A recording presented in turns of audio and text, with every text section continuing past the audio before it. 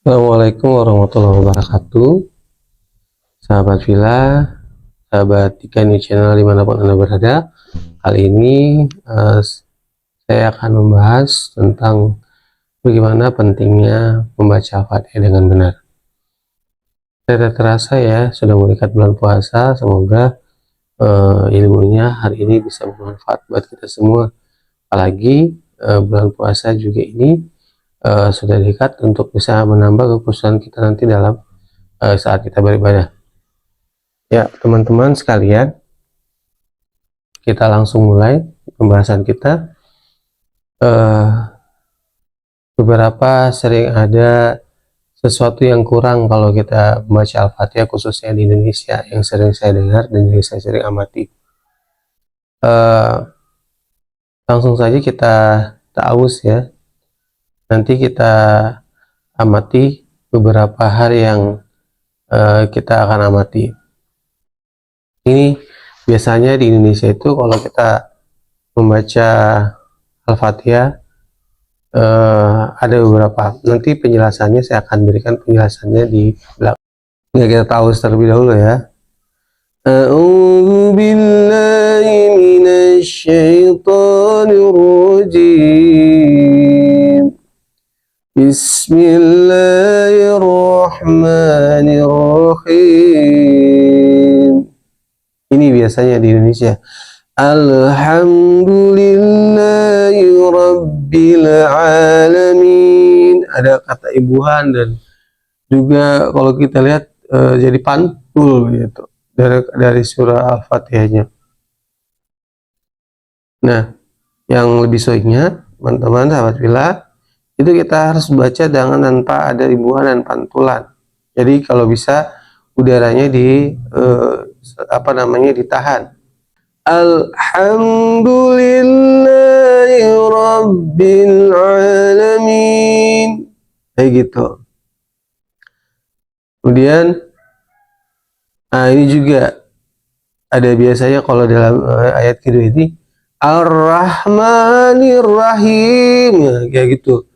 Padahal bacaannya ini dia berkonsonan O. Jadi Ar-Rahmanir Rahim. Dan juga biasanya di Indonesia saya sering dengar H tipis ini menjadi H ditebal ya, jadi Ar-Rahmanir Rahim. Jadi biasanya juga kayak gitu. Jadi kalau yang saya jadi Ar-Rahmanir Rahim, kita menggunakan H tipis. Maliki Yaumiddin, middin. Jadi biasanya K-nya ini yang saya sering dengar dengan D-nya.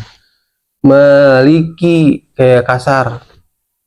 Jadi nanti akan ketemu dengan ko, padahal ini kan ditekaknya di bagian bawah. Jadi Maliki Yaumiddin, itu harus ada udara yang keluar. Baru D ini harus naik ke atas, jadi supaya tidak ketemu dengan makrojul hurufnya ta. Dia ke atas sedikit. Maliki Yaumiddin, bukan middin ya. Iyyaka na'budu wa iyyaka nasta'in. Nah, ini biasanya kalau di Indonesia biasa saya dengar ada yang baca Iyyaka na'budu wa iyyaka nasta'in. Ada juga kayak gitu. Mungkin antara kurang teliti atau seperti apa.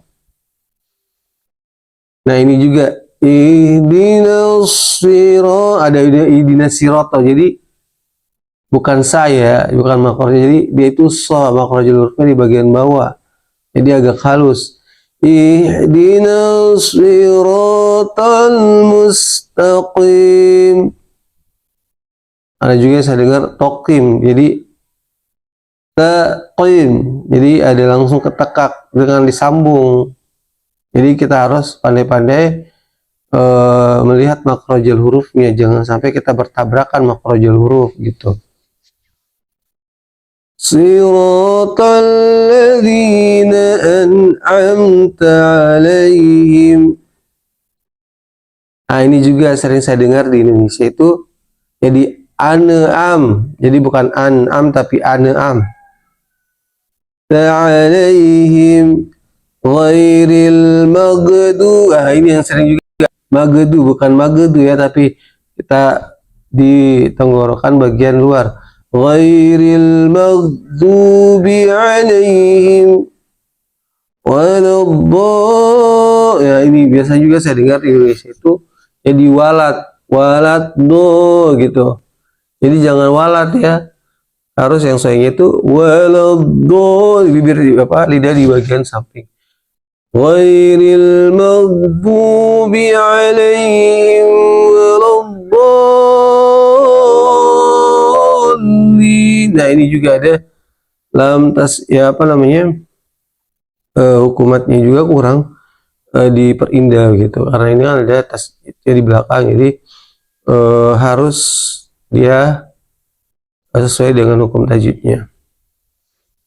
Teman-teman, mari yuk kita baca dengan sempurna. Semoga mudah-mudahan bisa bertambah ilmu kita dan juga bermanfaat buat kita semua.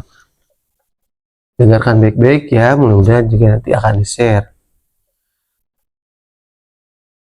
A'udzu billahi minasy syaithanir rajim. Bismillahirrahmanirrahim. Alhamdulillahi rabbil alamin. Ar-Rahmanir Rahim. Maliki yaumiddin. Iyyaka na'budu wa iyyaka nasta'in. Ihdinas siratal mustaqim.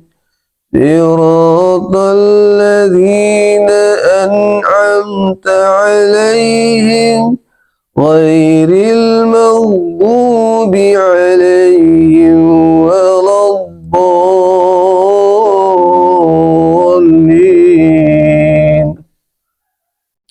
Itulah tadi Ibu Villa, sahabat di Kanu Channel. Mudah-mudahan bermanfaat tadi buat kita semua. Mudah-mudahan ini juga bisa menjadi wasilah buat kita nanti bertambah ibadah kita. Nah teman-teman, penjelasan dari kenapa Al-Fatihah ini harus diutamakan dengan tajwid yang benar. Memang dari empat imam imam mazhab kita, Imam Syafi'i, Imam Hambali, Imam Maliki, dan Hanafi, itu sangat sepakat sekali. Kemudian kalau kita untuk memperbaiki Al-Fatihah kita sebagai umul tetap kita dalam beribadah, untuk itu beberapa alasan kenapa kemudian kita harus memperbaiki Al-Fatihah. Karena Al-Fatihah adalah sesuatu pertama pembuka amalan-amalan. Yang kedua adalah tidak sah sholat kita kalau kemudian Al-Fatihah kita masih dalam keadaan yang kurang bagus, kurang pahalanya ya. Kemudian tidak sah sholat kemudian kalau tidak membaca surah Al-Fatihah.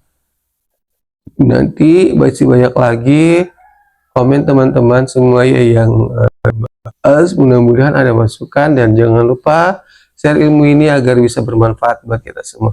Nah, akhir saya kalam, assalamualaikum warahmatullahi wabarakatuh.